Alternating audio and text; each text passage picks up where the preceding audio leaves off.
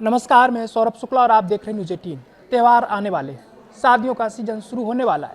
घरों में मिठाइयाँ बनेंगी, मेहमान आएंगे, बाजारों में रौनक बढ़ेगी। लेकिन इसी वक्त चीनी की बढ़ती कीमतों ने आम आदमी की जेब पर हमला कर दिया।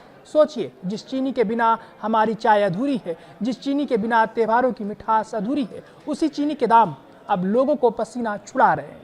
महज 2 हफ्तों में कीमतों में 15% तक का उछाल देखने को मिला है। और सवाल सिर्फ कीमत बढ़ने का नहीं है, सवाल ये कि आखिर चीनी इतनी महंगी क्यों हो रही है। और सबसे बड़ा सवाल, क्या आने वाले त्योहारों में मिठाई भी आम आदमी के बजट से बाहर होने वाली है।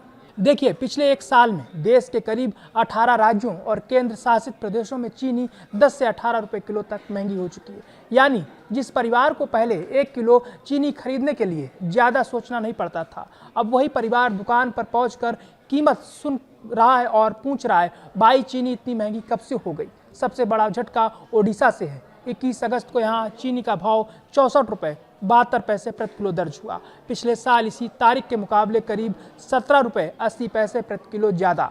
यानी 1 साल में ही चीनी ने जेब पर सीधा वार किया है। इसके बाद मध्य प्रदेश और पंजाब में भी कीमतों ने ज़बरदस्त छलांग लगाई है।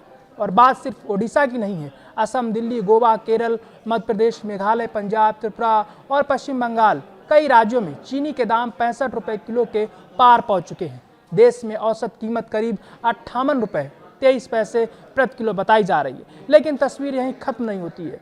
मध्य प्रदेश में सिर्फ 1 महीने में करीब 15 रुपये 70 पैसे प्रति किलो की बढ़ोतरी हुई है। पंजाब में करीब 14 रुपये 70 पैसे प्रति किलो की उछाल हुई है। चीनी में जो चीनी का दाम था वो 14 रुपये 67 पैसे बढ़ा है। अब जरा उत्तर प्रदेश की तस्वीर देखिए। यहाँ मिलों से निकलने वाली चीनी का थोक भाव 5400 से 5800 रुपये प्रति क्विंटल तक पहुँच गया है। और इसका सीधा असर आपकी रसोई पर पड़ रहा है। खुदरा बाजार में चीनी 65 से 68 रुपये किलो तक पहुंच चुकी है। लखनऊ में 65 से 68 रुपये, पटना में 65 से 68 रुपये, मुंबई में अच्छी क्वालिटी की चीनी 65 से 70 रुपये, कोलकाता में भी करीब 64 से 70 रुपये किलो और दिल्ली में करीब 60 से 63 रुपये किलो तक के भाव सामने आ रहे हैं। यानी देश के कई बड़े शहरों में चीनी अब 70 रुपये किलो के दरवाजे तक पहुंच चुकी है। और ये सिर्फ एक आंकड़ा नहीं है, इसके पीछे एक आम परिवार की पूरी कहानी है। एक माँ है जो त्यौहार के लिए घर में मिठाई बनाने का हिसाब लगा रही है। एक पिता है जो बच्चों के लिए मिठाई खरीदने से पहले जेब देख रहा है।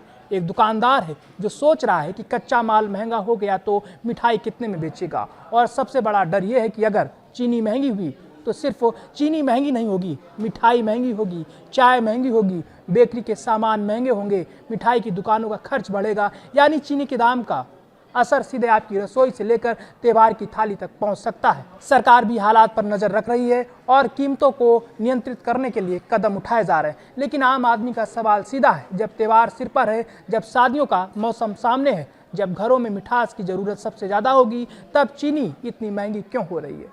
क्या ये बढ़ोतरी कुछ दिनों की है?